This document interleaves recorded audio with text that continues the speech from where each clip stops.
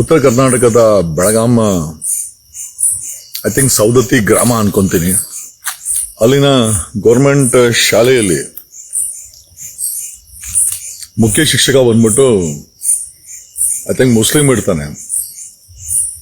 ಅವನನ್ನ ಅಲ್ಲಿಂದ ಟ್ರಾನ್ಸ್ಫರ್ ಮಾಡಲಿಕ್ಕೆ ಶ್ರೀರಾಮ ಸೇನೆಯ ಸಾಗರ್ ಅಂತೆ ಬೆಳಗಾಂ ಜಿಲ್ಲೆಯ ಅಧ್ಯಕ್ಷ, ಅವನು ಕೃಷ್ಣ ಅನ್ನೋನನ್ನ ಬ್ಲಾಕ್ ಮೇಲ್ ಮಾಡಿ, ಅವನು ಕೃಷ್ಣ ಅನ್ನೋನು ಯಾರೋ ಹುಡುಗಿನ ಬೇರೆ ಅನ್ಯ ಜಾತಿಯ ಹುಡುಗಿನ ಪ್ರೀತಿಸ್ತಾ ಇದ್ರೆ ಬ್ಲಾಕ್ ಮೇಲ್ ಮಾಡಿ ಅವನ ಕೈಯಲ್ಲಿ ಅವನಿಗೆ ಆ ಸೌದತ್ತಿ ಗ್ರಾಮದ ಸರ್ಕಾರಿ ಶಾಲೆಯಲ್ಲಿ 45 ಜನ ಮಕ್ಕಳಿದ್ದಾರೆ.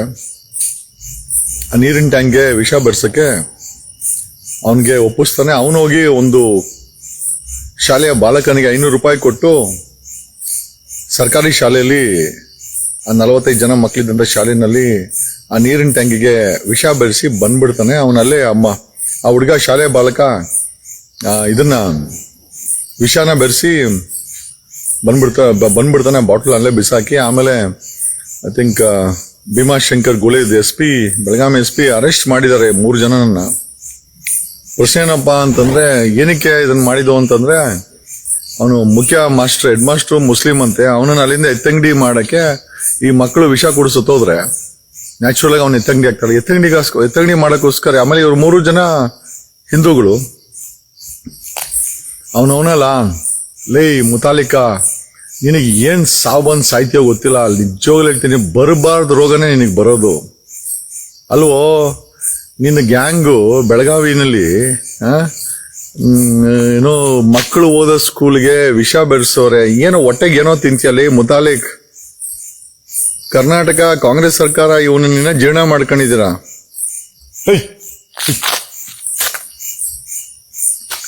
2013ರಲ್ಲಿ ಸೌದತ್ತಿನಲ್ಲಿ ತಾಲೂಕ್ ಆಫೀಸ್ ಮೇಲೆ ಏನೋ ಪಾಕಿಸ್ತಾನ ಫ್ಲಾಗ್ ಅನ್ನ ಆರಿಸ್ಬಿಟ್ಟು ಅಲ್ಲಿ ಅಶಾಂತಿಯನ್ನ ಉಂಟು ಮಾಡಿದ್ದ. ಆಗಿನ ಟೈಮಲ್ಲಿ ಹೋಮ್ ಮಿನಿಸ್ಟರ್ ಬಂದ್ಬಿಟ್ಟು ಅಶೋಕ್ ನಮ್ಮನೆ ಹುಡ್ಕೊಂಡ್ ಬಂದಿದ್ದ ಮುತಾಲಿಕ್. ಇವನ್ ಮೇಲೆ ಗುಂಡಾ ಕಾಯ್ದೆ ಹಾಕ್ಬೇಕು ಅಂತ. ಏನಕ್ಕೆ ಅಂತಂದ್ರೆ ಇದು ಏನೋ ಸಿಂದಗಿ ತಾಲೂಕ್ ಆಫೀಸ್ ಮೇಲೆ ಪಾಕಿಸ್ತಾನ ಫ್ಲಾಗ್ ಅನ್ನ 4 ಜನ ಹುಡುಗರು ಹೇಳ್ಬಿಟ್ಟು ಹಾಕ್ಸ್ಬಿಟ್ಟವನೆ. ಆಗಿನ ಟೈಮಲ್ಲಿ BJP ಗೌರ್ಮೆಂಟ್ ಇತ್ತು, ಅಶೋಕ್ ಇದ್ದ. ನಾನು ಅಶೋಕನ ಮೇಲೆ ಕಂಪ್ಲೇಂಟ್ ಹಾಕಿದ್ದೆ. ಹಂಗಾಗಿ ನಮ್ಮ ಹತ್ರ ಬಂದ. ನಾನು ಅಶೋಕ್ ಮನೆ ಕರ್ಕೊಂಡೋಗಿದ್ದೆ ಗೂಂಡಾ ಆಕ್ಟ್ ಅನ್ನ ಹಾಕಬೇಡಿ ಅಂತ ಹೇಳಕ್ಕೆ. ಆವತ್ತು ಕೈ ಕಾಲಿಗೆ ಬಿದ್ದು ಅಶೋಕ್ ಹತ್ರ ಕೇಳ್ಕೊಂಡ ಇನ್ಮೇಲೆ ಮಾಡಲ್ಲ ಅಂತ. ಆಮೇಲೆ ಹುಟ್ಟು ರೋಗ ಸುಡೋರ್ಗು ಎಲ್ಲೋ ಹೋಗುತ್ತೆ. ಇವನು 2013ರಿಂದನೂ ಕೂಡ ಕರ್ನಾಟಕದಲ್ಲಿ ಅಶಾಂತಿ.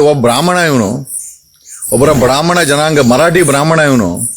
ಇಡೀ ಕರ್ನಾಟಕದಲ್ಲಿ ಹುಡುಕರೆ ಬ್ರಾಹ್ಮಣರು ಪಾಪ ಪೂಜೆ ಗೀಜೆ ಮಾಡ್ಕೊಂಡು ಇಡ್ತಾನೆ. ಇವನು ಕೇಳಿ ಕೆಲಸ ಮಾಡ್ಕೊಂಡು ಇವತ್ತು ನೋಡಿ, ಅವತ್ತು ಸೌದತ್ತಿ ಇದರಲ್ಲಿ ಸಿಂದಗಿನಲ್ಲಿ ಫ್ಲಾಗ್ ಅನ್ನ ಆರಿಸಿ ಅಲ್ಲಿ 4 ಜನ ಅರೆಸ್ಟ್ ಆಗಿದ್ರು. 4 ಜನದು ಐಡೆಂಟಿ ಕಾರ್ಡು ಶ್ರೀರಾಮ ಸೇನೆ ಅಂತ ಸಿಕ್ಕಿತ್ತು. FIR ಆಯ್ತು.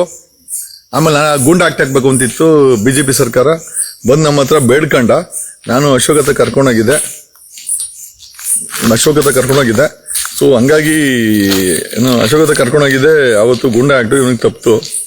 ದ ಬಿಗ್ಗೆಸ್ಟ್ ಪ್ರಾಬ್ಲಮ್ ಏನು ಅಂತಂದ್ರೆ, ಇಂಥ ವ್ಯಕ್ತಿಗಳನ್ನ ಸರ್ಕಾರಗಳು ಕೋಕಾಗಿ ಹಾಕ್ಬೇಕು ತಾನೆ. ಅವನ ಮೇಲೆ ಮುತಾಲಿಕ್ ಅವ್ನ ಗ್ಯಾಂಗ್ ಮೇಲೆ ಕೋಕ್ ಹಾಕ್ಬೇಕು ತಾನೆ.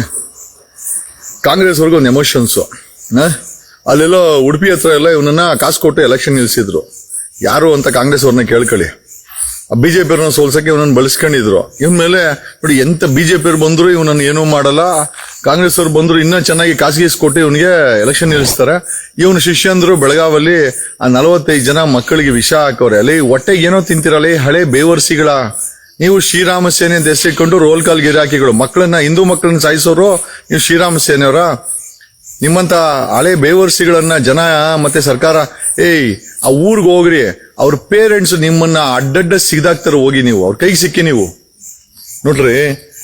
ಹಿಂದೂ ಅನ್ಕೊಂಡು ಅವನು ಮುತಾಲಿಕು ಹಿಂದೂ ಮಕ್ಕಳಿಗೆ ವಿಷ, ಅವನ ಶಿಷ್ಯಂದ್ರೆ ಹಿಂದೂ ಮಕ್ಕಳಿಗೆ ವಿಷ ಹಾಕಕ್ಕೆ ಉಣ್ಸೋರು. ಸರ್ಕಾರ ಯಾವಾಗ ಇವ್ರ ಮೇಲೆ ಕ್ರಮ ತಗೊಳೋದು? ಸಿದ್ದರಾಮಯ್ಯ ಸರ್ಕಾರನಿಗೆ ಇಂಟ್ರೆಸ್ಟ್ ಇಲ್ಲ ಅನ್ಸುತ್ತೆ. ನನಗೆ ಹೇಳಿದ್ದು DK ಶಿವಕುಮಾರ್ ಅಲ್ಲೆಲ್ಲೋ ಇವನನ್ನ ಅಲ್ಲೆಲ್ಲ ಉಡುಪಿ ಹತ್ರ ಎಲ್ಲೋ ನಿಂತ್ಕೊಂಡಿದ್ದಲ್ಲ ಎಲೆಕ್ಷನ್ಗೋ. ಅದು ಕಾಂಗ್ರೆಸ್ ಅವರೇ ನಿಲ್ಸಿದ್ದು. ಅದು DK ಶಿವಕುಮಾರ್ ಹತ್ರ ನಮ್ಮ ದೋಸ್ತ ಒಬ್ಬ ಸೂರ್ಯ ಮುಕುಂದ್ ರಾಜ್ ಅಂತಿದ್ದ. ಈಗ ಅವ್ನ ದೋಸ್ತ ಎಲ್ಲ ಬಿಡಿ. ಅವ್ನು ಡೀಲ್ ಮಾಡ್ಕೊಂಡು ಇವನನ್ನ ನಿಲ್ಸಿದ್ರಂತೆ. ಇಂಥ ಕ್ರಿಮಿನಲ್ಸ್ಗೆಲ್ಲ ಕಾಸು ಕೊಟ್ಟು ಎಲೆಕ್ಷನ್ ನಿಲ್ಸಿ ತಮ್ಮ ಬೆಳೆ ಬೇಯಿಸ್ಕೊಳ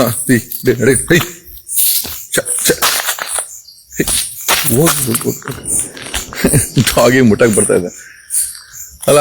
ಈ ತರ ಕಾಂಗ್ರೆಸ್ ಅವರು ತಮ್ಮ ಬೆಳೆ ಬೇಯಿಸ್ಕೊಳಕ್ಕೆ ಇಂಥವ್ರಿಗೆಲ್ಲ ಕಾಸುಗಳು ಕೊಟ್ಟು ಎಲೆಕ್ಷನ್ ನಿಲ್ಸಿ 2023 MLA ನಿಂತ್ಕೊಂಡಿದ್ದಲ್ಲೆಲ್ಲ ಉಡುಪಿ ಹತ್ರ. ಇವ್ರು ಅದೇ ಅಡ್ವಾಂಟೇಜು.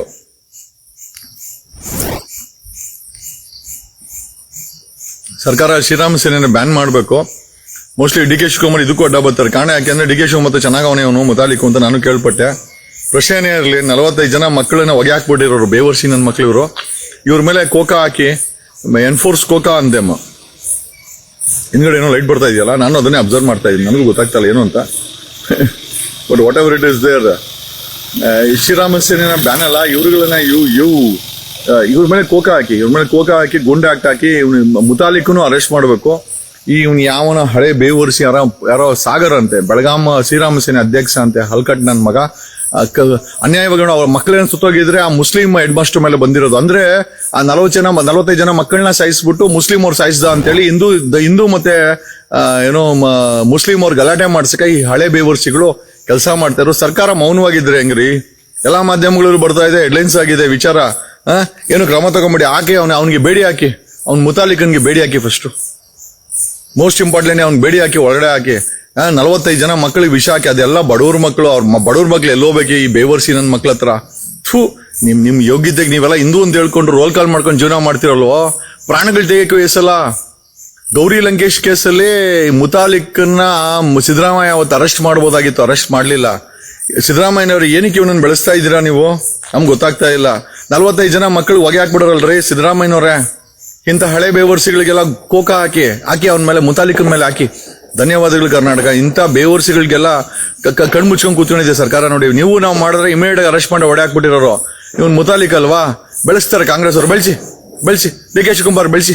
Thank you. ಬಡವ್ರ ಮಕ್ಕಳು ತಾನೆ ಸಾಯ್ಲಿ ಬಿಡಿ.